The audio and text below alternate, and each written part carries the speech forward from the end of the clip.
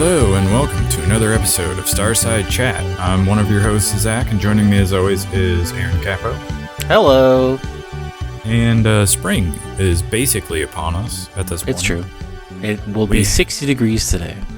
Yeah, I'm seeing possibly getting into the low 70s for Monday, which is crazy. But we are, most importantly, less than a month away from the Switch 2, I guess not announcement, but the deep dive Nintendo Direct that we were promised earlier this year. Very excited about that. Hopefully that reveals that it's coming out over the summer and we won't have to wait till fall, but I guess we have to wait and find out. Fingers crossed. We'll see.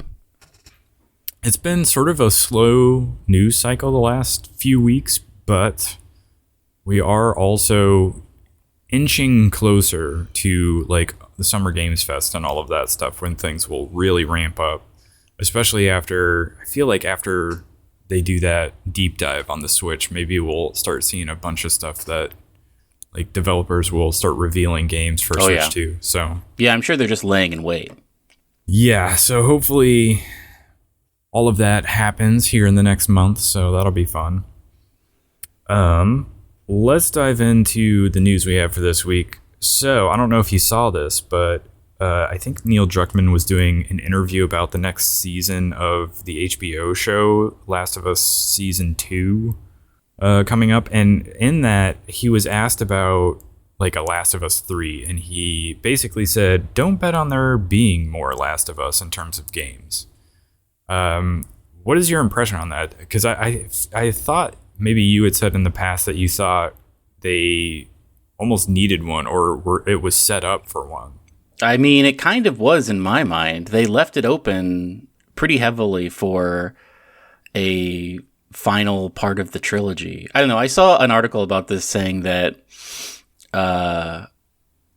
he loves to misdirect people, and so it's possible that this is just a big misdirect. But I mean, they are going full force into that space game that with the laser sword. So who knows? I mean, I assume they're all hands on deck for that. So I was going to say, if they did a Last of Us 3, you wouldn't see anything about it for a long time, given the fact that they're all hands on deck on that next game that they're making. So I don't know. I wouldn't hate it if there was one. I wouldn't be into it if there was, or if there wasn't one. I just don't care about Last of Us. I played the first game, thought it was great, and probably could have been a standalone.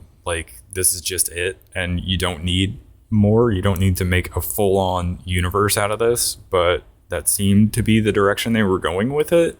They canceled that multiplayer game that never saw the light of day. I think that was the right call.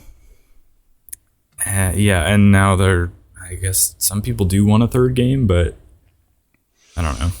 It does seem like there's more of the story to tell, but my fear is that if he is hey, this is not going to happen, HBO is just going to be well, don't worry. Well, we did a thing. When Game of Thrones wasn't ending, we just figured out our own ending.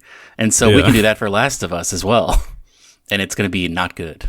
Yeah, I mean, that could happen as well. And what if, for sure, they're moving at a faster pace than you could possibly move on a third game. Especially if, I would assume that if it is in the process of being made, it's such early stages because they are all hands on deck for, I can't remember the name of that space game, but that's got to come out, and then there's got to be a long time before Last of Us 3, so this show's going to come out, and people are going to when's the next one going to come out? When's the next season? Mm-hmm. And they can shoot a show in a year basically. So yeah, things move a lot faster in the movie and TV world than they do in the games industry, especially these days where games are taking seemingly twice as long as they used to come out. So when you have them queued up like that, this is why I always am dreading the wait for the next Fallout game, because I mean, Bethesda already is working on, they're still updating Starfield. In fact, I saw an article that did not make it into our show notes this week about how they were teasing like big things to come for Starfield here in the future. So they're still working on that. And then they have, the next Elder Scrolls after that they're also working on. So it's going to be, I feel like it's going to be a long time before the next Elder Scrolls game comes out, let alone the next Fallout game after that. So, and also that supposed Oblivion remaster. Oh yeah. They've got the Oblivion remaster that's rumored to come out this year at some point. So I mean, I guess I don't know who's working on it. Probably not Bethesda proper, but yeah, probably a third party. But either way, we're looking at longer and longer times between games. So, but let's talk about a wild success in the games industry. It is Monster Hunter Wilds, which has topped 8 million in sales in 3 days. It's wild.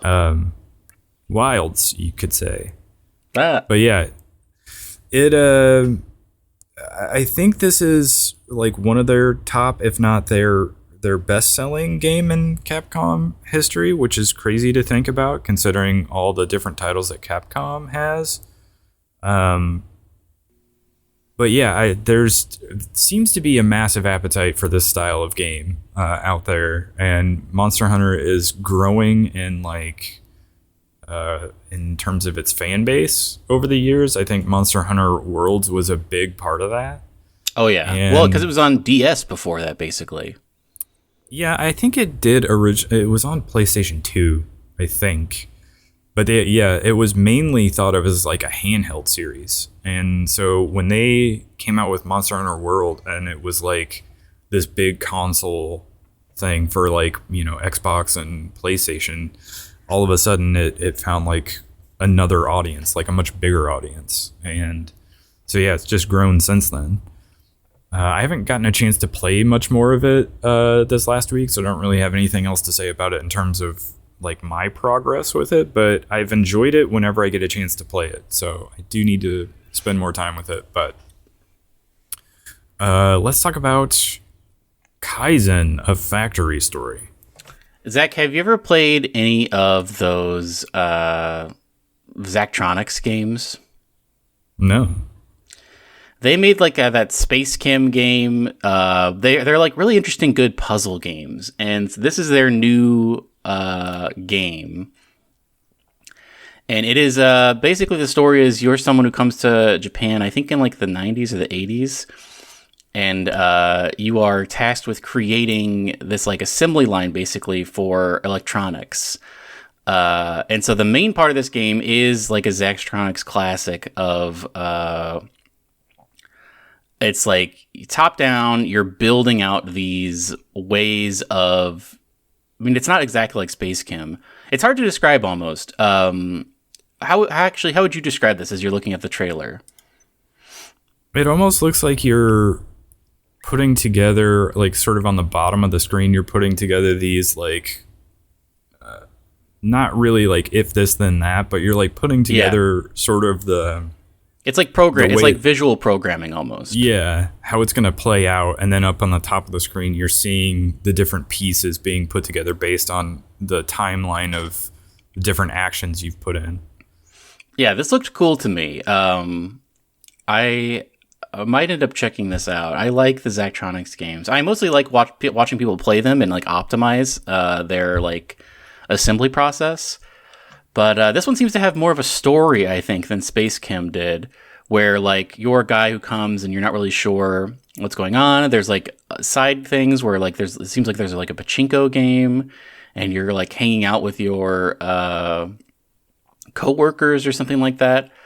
But this looked interesting to me, so I thought I wanted to shout it out. It's got the visual style makes me think a little bit of Dave the Diver, especially when you're like hanging out with your friends or coworkers or whatever. And so maybe it is sort of you have like stuff you're doing in between, like your programming of all this stuff, and then you go in and you program stuff. So I don't know.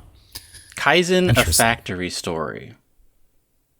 Also, you have in here Tony Hawk's Pro Skater 3 and 4. Yes, they released it. So Tony Hawk earlier this week posted a thing on social media that was like, get ready for this. And some people were speculating it was going to be a new Tony Hawk game, which would have been insane. But it is actually just a re-release or remaster of 3 and 4, which they did Tony Hawk 1 and 2 a couple of years ago, last year. And so now they're doing 3 and 4, updated for modern systems. And they also have a deluxe edition wherein you can play as the Doomslayer as well as a Revenant, which is funny. But did you ever play these Tony Hawk games back in the day? I played them a lot. I never did. I know they were super popular. I think my younger sister played these a fair amount, but I never got into them for some reason. I'm not really like a skateboarding guy, but they were just like these weird, interesting, especially the later ones, 3 and 4, and then I think Tony Hawk's Underground as well. They are just like it's almost like a Mario, because you're dropped into these stages and there are like, 15 things to do in the stage. Like you have to collect all the letters of the word skate. A guy will just be like, hey, I have this car. Can you like skate behind this car for a while?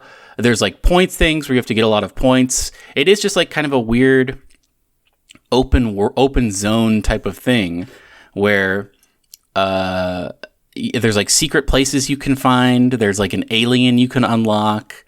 This one has like the airport you can be in. It's a lot of fun, I think. I get why people really love these games. I definitely rented almost all of them, and we would play through them on like a Friday night sleepover. And none of us were really into skateboarding. It's just like a cool, interesting thing to play. I wonder how much this is them testing the waters sales-wise to see if there is enough interest out there for like an actual new Tony Hawk's Pro Skater game. But I feel like there is. I mean, maybe it would just be a nostalgia play, but I love this type of game because this is again like a Mario Odyssey type of game where you're in a zone, you have all these like tools at your disposal, and you're sort of just going around at your own pace collecting different things. It's not really a collectathon, I guess, but I don't know. I am into this, and I like that you can play as the Doomslayer, which is cool. That is funny to me, yeah. And you can I think you can do. You might your thing you're riding around on might be your chainsaw, which is very funny to me. Do they have the hoverboard from Back to the Future in there? They could. I mean, I used to. I spent. This is one of the first games where I spent a ton of time with the character creator, where I would because you could make a custom guy and you could make it crazy. Like you could unlock all these weird things. Like you could be like 7 feet tall and have like a bag on your head. And there was like an alien skin that was hard to get. You had to do a special thing where like a UFO would come. I'm conflating probably a bunch of the games because all of them kind of blended together. And obviously the music, it was a big part of it. Very iconic soundtrack, which I don't know. That I bet would be the hardest thing to recreate because I'm sure the licensing for that would be really crazy. Yeah. And I have not heard if the soundtrack is intact for this or not. But the trailer has that Ace of Spades song, which is heavily featured in Tony Hawk. So maybe they did get all the licensing for the music. Who knows? But I hope this does well because I would, if a new one came out, I might actually check it out because I think it would be basically another like Mario Odyssey type thing. Well, they need to come out with an actual Mario Odyssey 2. I know. Well, maybe we're less than a month away from That's Mario true. Odyssey We might 2. find out. We might find out soon. What's crazy though is, I mean, not to sidetrack us about Switch, but Mario games need to take advantage of whatever the new thing that the Nintendo console does, because it's like the most first party of first party games. And so, I mean, the speculation is, and I mean, it's somewhat been confirmed that the Joy-Cons become mice. So I wonder if the next Mario game will include a part, or at least a mini game, where you have to detach and use a mouse to do something. Maybe like, maybe Mario like finds a computer in the wild and hops onto it, and then it zooms into the screen, and then it's like, detach your Joy-Con and use it as a mouse. And then you have to like click around on a computer. That would be crazy. Here's my prediction, actually. is the new Mario game will include a computer interface that you have to do stuff with. I mean, they do always, like, they don't idly put in features like that. And thinking back to, like, the 3DS era, like, you always had to have some sort of use for the touchscreen on the bottom part of the console, or, like, using a stylus in some way. Or, like, they love this weird feature where you blow into, like, a microphone. And so they had that in some way it was featured in a lot of their first party games. And it was just like, so yeah, when they put stuff like this in there, you know they're going to find a way to make at least their first party games make use of them. So it is going to be interesting to speculate, how will the mouse feature work in a Mario game? I'm so curious to know. Here's a question. Do you think Metroid Prime 4 will be able to be played as a first-person shooter with a mouse, basically, as your Joy-Con, using it like a mouse the entire time? I will say yes, but here's something else. You have the Joy-Cons, obviously, but then you have a Pro Controller. How do you make a Pro Controller also have a mouse so you can, like, use that sitting far away from the Switch? Does the Pro Controller cut in half somehow and then you can use it as a mouse? It would be wild if they came up with a design for a Pro Controller that did that. I have the feeling it'll be more like, well, you either make the choice to use the Joy-Cons and then you have the option to use one of them as a mouse, or you use the Pro Controller and then you just don't have those features. That's a good point, because they had all that Joy-Con stuff for Mario Odyssey. Like, if you were using the Joy-Cons, you would kind of, like, go back and forth a little bit to do your roll, or like you would put them both to the side to do the hat spin, and you couldn't really do that with the Pro Controller, but it didn't really matter. So yeah, I guess the Pro Controller could just be a regular old controller. Yeah, I mean, to an extent, you still had, like, some of the motion controls. Like, I know you could shake the controller to get him to, like, do that thing where he spins around and throws his hat around him in, like, a circle.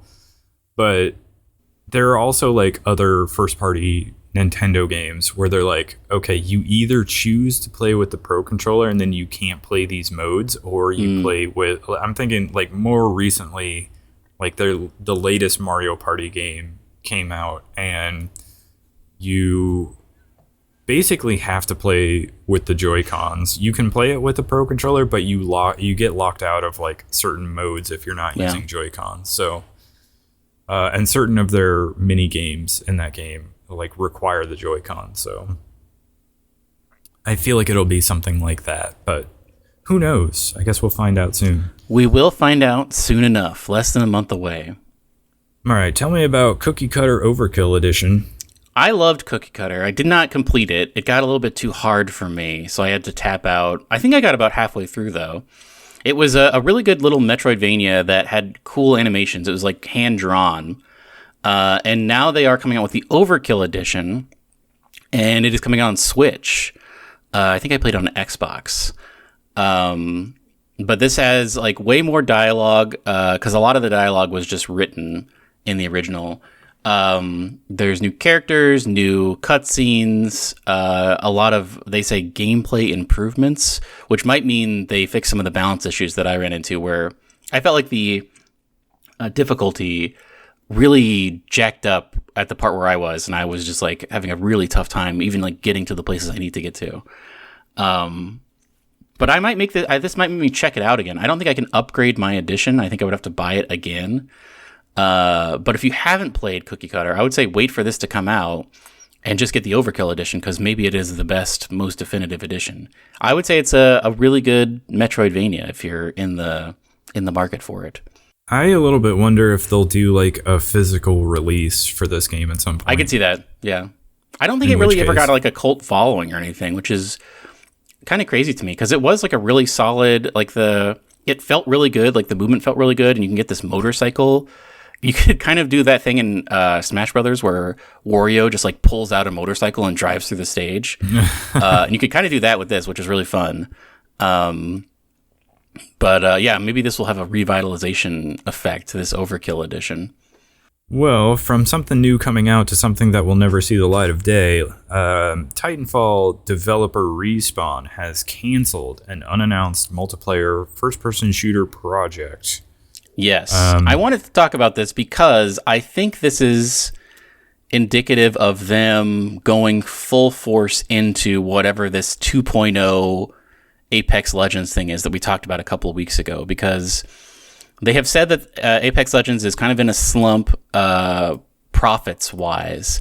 It's not performing as well as they want it to. And who knows what this was? I mean, could it have been Titanfall 3? I hope not. That's the worst-case scenario, because everybody wants Titanfall 3. And it would be a real bummer if they canceled that instead of putting it out, because I think people would really like it. But I don't know. I also am pro them going headfirst into making Apex Legends a better game. So yeah, a little bit to me, this reads like them either making the choice to either save Apex Legends or roll the dice on a new first-person shooter title. That's yeah, because an interesting part about this is because they canceled an unannounced multiplayer FPS game. So that's what makes me think it's not Titanfall 3, because the thing people really liked about Titanfall 2 was the story. Famously, Titanfall 1 didn't have a story. It was just multiplayer. Titanfall 2 came out, and you get the awesome campaign, in addition to an awesome multiplayer mode, which is still active. People are still playing Titanfall 2, or instead of Apex, because it's like so kinetic. You can like run on walls, and obviously having Titans is super fun. But yeah, I a little bit think this is the right move, because I don't think they should like split up so much as far as like maintaining 2 live service multiplayer FPSs. I think it's the correct move to go all in on Apex Legends. Yeah, and this Game Rant article that we have linked in the show notes also references a 2023 cancellation of a single-player game that was supposed to take place in the Titanfall/Apex Legends universe. I vaguely remember that, because I think people were speculating that, well, that means we're not getting Titanfall 3, because that was probably what it was. But who's to say? Yeah. I think the main thing I want to predict is I think that Titans will at some point come to Apex Legends, and that will be a big deal, because also I saw a leak that someone said that they saw the code for one of the anti-Titan weapons in Apex Legends, which could just be, is basically a big rocket launcher. And that could just be something that would work in the base game as far as like a thing you can unlock and have and, blow people away with. But I don't know. I feel like it would be, it's wild to me. It's never happened before. And I feel like day one, people were asking them, can you get Titans in this game? And they were like, no, we're not doing that. But, if they're looking for a big way to shake things up, I feel like having Titans in this game would be such a good idea. I was going to say, if you're going to really shake up Apex Legends and get people interested in it, but you don't want to like sort of split your fan base between Apex Legends and like a new Titanfall game, and you do want to sort of consolidate all your efforts on one title, maybe it does make sense to just like blend the two, and suddenly you have a game that feels like both Apex Legends and Titanfall 3, even though you didn't make a Titanfall 3. Well, and here's something else, is you could, and this would be probably more work than they would want to do, you could make it so that every legend has a unique Titan that has like a special thing about it. In Titanfall 2, there were, I think, like 4 or 5 different Titans you could unlock. And you could also go that route, I guess. It could be, you can pick like one of the 5 or 6 Titan styles, and it's not really like any character can be on any Titan. But it could also be interesting to have like a lifeline Titan that somehow heals other Titans. You would have to, unfortunately, this would mean almost every map would have to be reworked, because obviously Titans can't fit in places, or maybe not. I don't know. I mean, it's a really interesting design challenge to put these like, 2-story robots in this game that's made for human-sized people, Mm-hmm. Yeah, and you sort of have to balance between like, okay, this is this character's ultimate ability, and this is like now they also have a Titan that they can call. Yeah, how do you do that? Because like you already are building up a timer for the ultimate, so how do you then also say like, okay, now your Titan is ready? And how do you prevent that from just happening at the same time for everybody, Mm-hmm. Yeah, and like, is it just like a drop that you can call in if you get there first? Or like, how do you manage Titans? It's I don't know how they would. That's the problem. Is like like you say I say it's like a really good idea, but then like how do you implement it? Like, yeah, it changes everything basically. Yeah, there are a lot of challenges for sure to sort of implement that in a game like Apex Legends, but I will say I still go back sometimes and watch people play the multiplayer for Titanfall 2 because again, it is pretty active. And it's a lot different. I mean, the guns are the same from Apex Legends, but the movement is so different. Like you're whipping around, you can double jump, you can wall run. You're like latching on to Titans. There's a grappling hook sometimes. You can turn invisible. It's such an interesting multiplayer experience. And also, they have that great thing of when the game is completed, you don't necessarily fully lose because you can escape to the jump ship, which is a really cool implementation or like a good way to end the level because it kind of makes you feel like you won even when you lost. Yeah. Really, they should just put that like game mode into Apex Legends. Oh, yeah. Maybe that's what they do. They just have like a separate game. I mean, because Fortnite is like 5 different games now. Yeah. So I don't know why you couldn't just be like, here's Apex Legends. You can play the Battle Royale, or you can play like, I don't know what you would call it, like Titan Deathmatch or something. And it is just like a Titan Deathmatch game. And just Titan mode. Yeah. Yeah. That is interesting. That almost sounds better to me to like, because like you said, we always talk about how Fortnite, like, without removing or completely altering the Battle Royale mode, they're always adding new game modes and stuff. Like you can play Legos basically in Fortnite, and Apex hasn't really done any of that.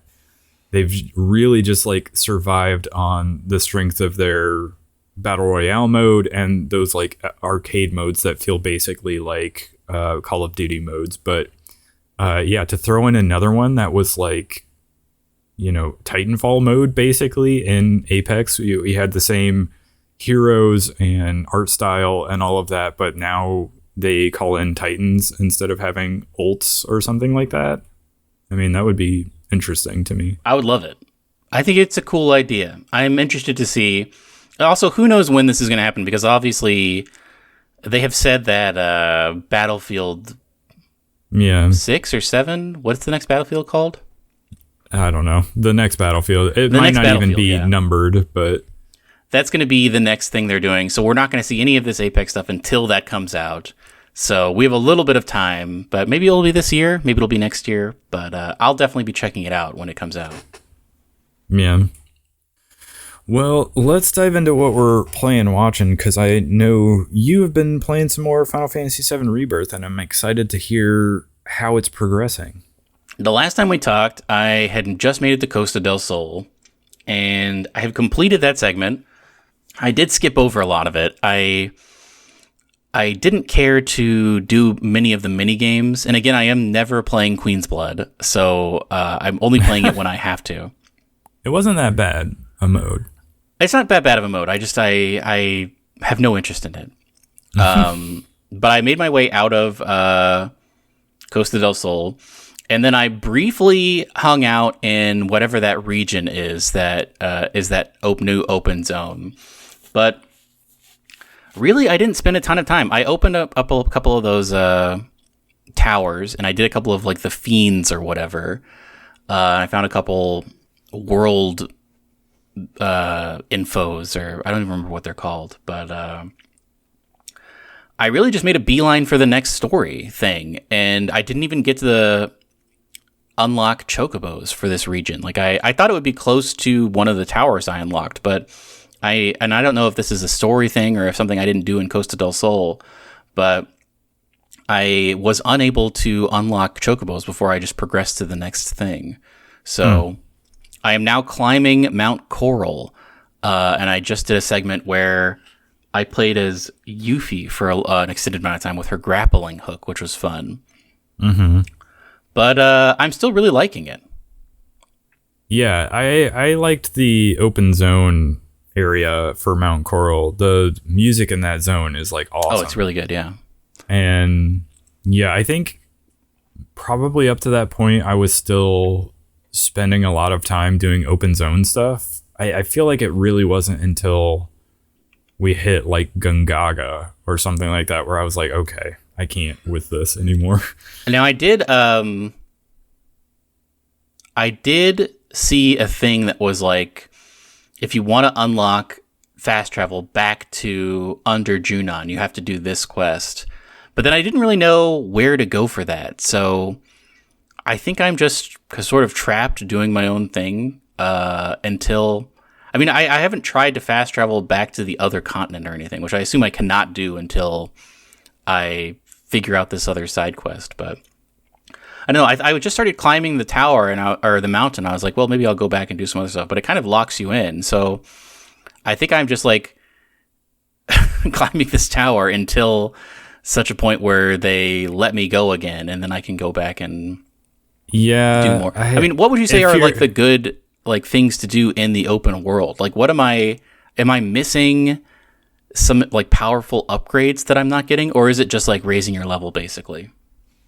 I think some of it is raising your level, but some of the side quests, like I said, are sort of tied to one of your like party members, and so you can sort of build your relationship with them doing it that way. And I don't know. There's gear and stuff to find as well, so you kind of do gear up a little bit by doing that. And I have been, I think, finding all of the purple chests with new weapons in them. Yeah. And so it is worth doing some of that stuff, even though again, you'll run out of patience for it eventually. I will say all of my guys have green smiley faces at me now. And I don't know if that's the max level or if it's just like the somewhat positive level. If there's like a level above green smiley face where like maybe the face is even more happy, or if I have just maintained everything to a good level. But everybody likes me, I think. I don't remember. I really don't remember. But I know like some of those side quests are definitely tied to like a specific party member, and you can build up a relationship that way too. And it's just kind of interesting if you are like into the world and the story and the characters, just like having those little moments, those character moments is kind of nice. Yeah, but my goal is to progress the story to a point where I'm like, well, okay, I'm feeling pretty good. Maybe I'll go back and I'll just wander around a little more, because I am playing on easy, but I also like to be overpowered. So I'm thinking that I guess I don't know if there's like world scaling with this, but I was hoping to get really powerful and then go back to the first region and just like go to town on people as I complete the side quest, because I'm like super overpowered. But I don't know if that's even possible. Yeah, I don't know. Or if it's a Skyrim situation or an Oblivion situation where like all of a sudden very low level monsters are like giving you a run for your money. I a little bit think it would be like super easy to go back to an old zone. I don't know that it does scale.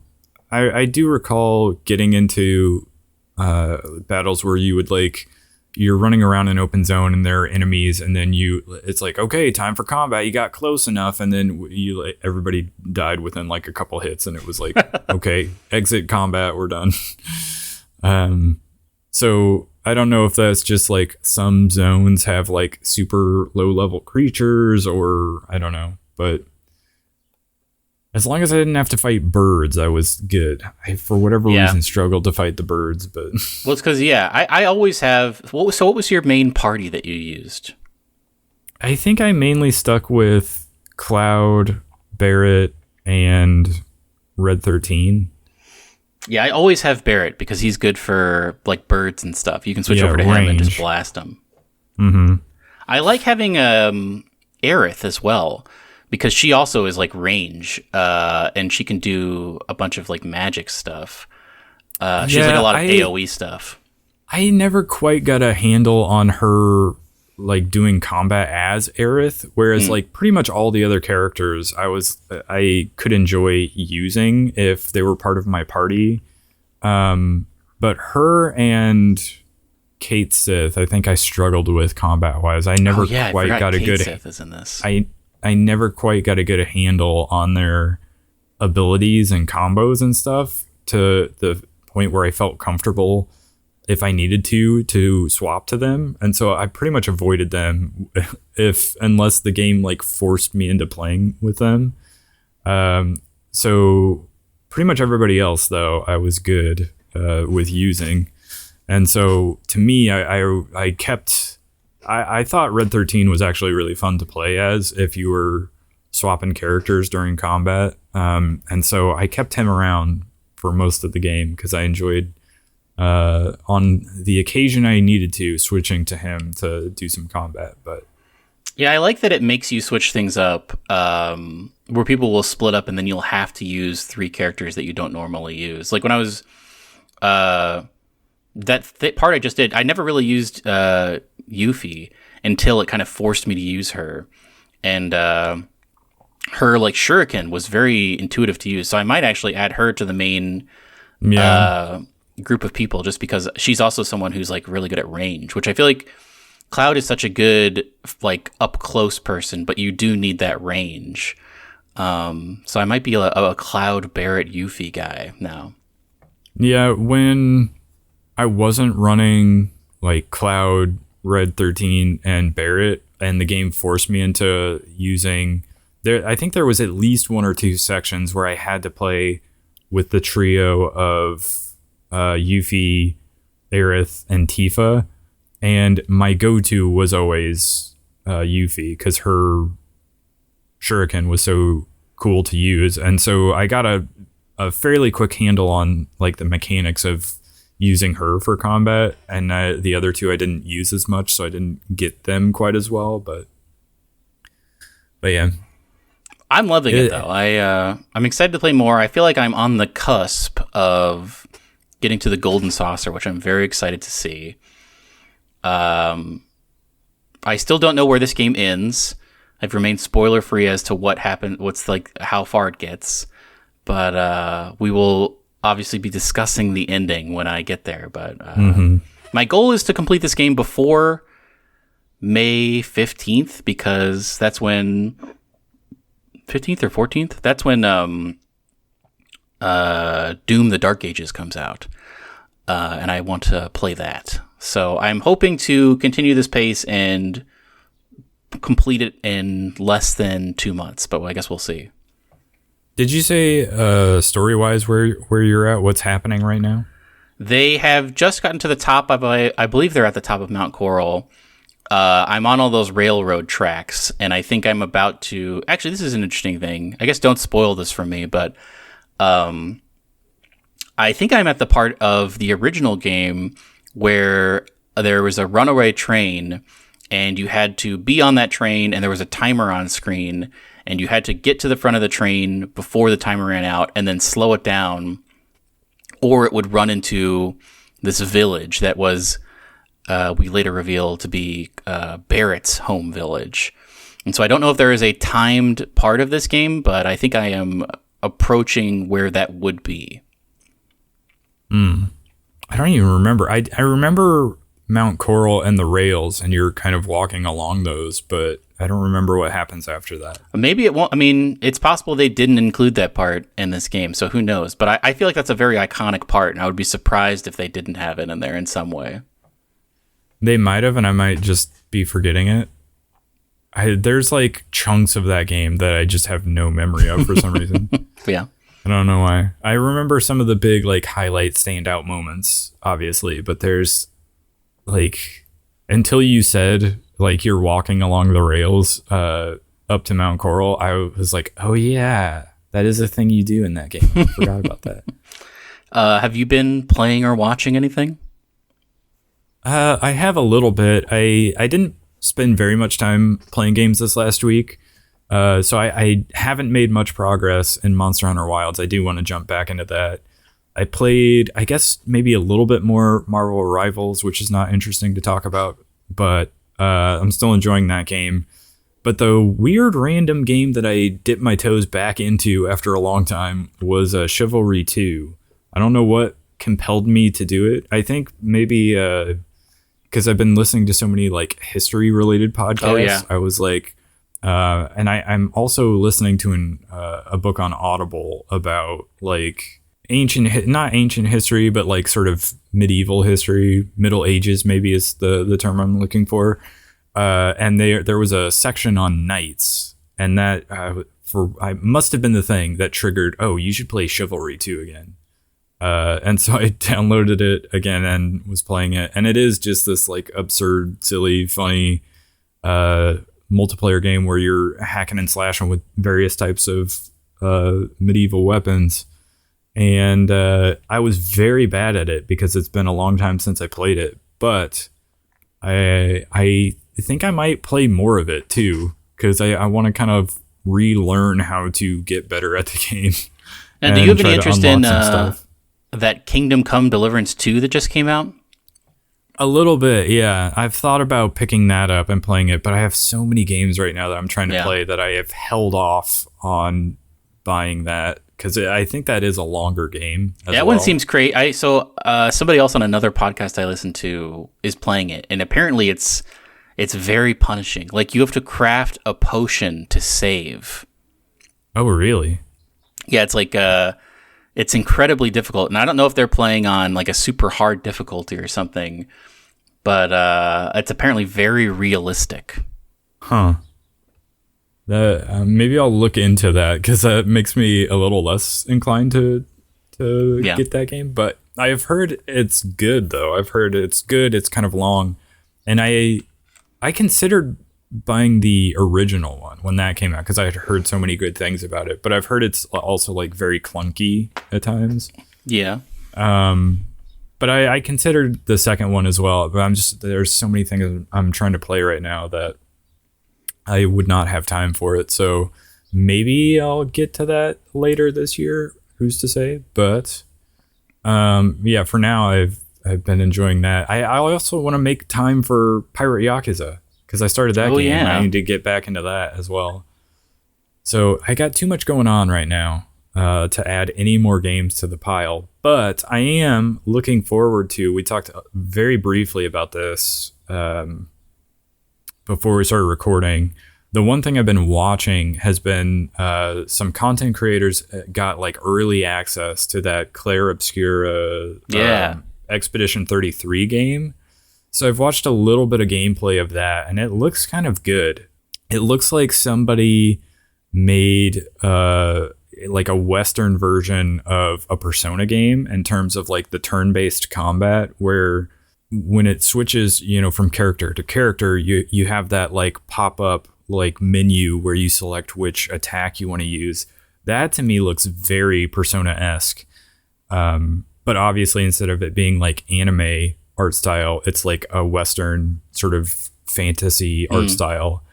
And the music and even the art style to an extent had me thinking of the Nier games. I don't know if you played Nier Automata or what was the other Nier game? It was one I always wanted to check out, but I never did.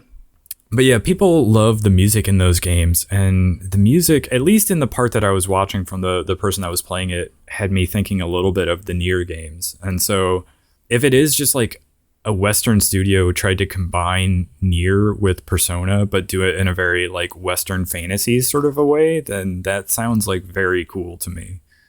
So I might check that out when it comes out. I also noted that it was not a full price game. I think it was going like you can pre-order it for like $50 or something like that, which is wild to me, because even like Nintendo, when they released Donkey Kong Country HD or Donkey Kong Country Returns HD, that went for like $60 and it was a remaster. And Avowed, when that came out, it was like a full price $70 game, and it's like supposed to be like a shorter, more dumbed down version of like Skyrim.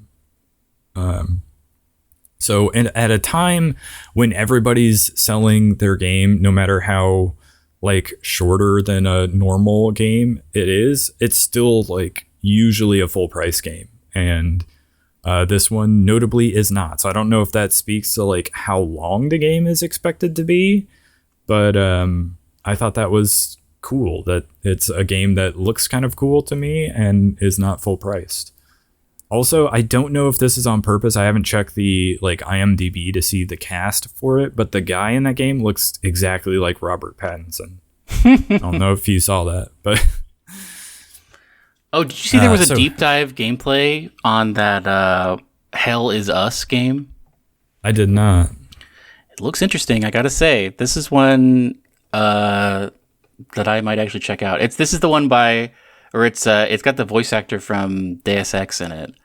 And it is like you have a drone, and it seems a little bit more Dark Souls than I thought it was going to be, but I really like the vibe of it. So we'll probably talk more about that when it comes out. Yeah, I remember this was one that you highlighted from the last like state of play or whatever it was. Yeah. But, so yeah, I think maybe you'll play that and I'll play this Expedition 33 game and we'll talk about them. But do you have any parting wisdom? Yes. I have another tapir fact. Okay. Tapirs have very long pregnancies, and they are often pregnant for 13 to 14 months. Wow. Isn't that interesting? I guess I don't know how long a normal pregnancy for an animal usually lasts. I would assume not over a year, but yeah, that is a lengthy pregnancy for sure. It's true. Tapirs are wonderful. Now, do they have more than one at a time? I don't believe so. I think it's just the one. I've seen some videos on YouTube of like baby tapirs, and they do make very cute noises. That's true. Aren't they like spotted as well? They don't have like the normal. Yes, they only when they're children, because that helps them to hide from predators. But when they grow to adults, they no longer have their spots. I'm sorry if I'm stealing next week's parting wisdom about tapirs, but plenty of facts about tapirs to go around. That's true. There's a lot to learn about tapirs. So be excited for that for next week's tapir fact. Yeah. On that note, go ahead and follow us, the show on Spotify, YouTube, and YouTube Music. And we'll catch you on the next one. Goodbye. Goodbye.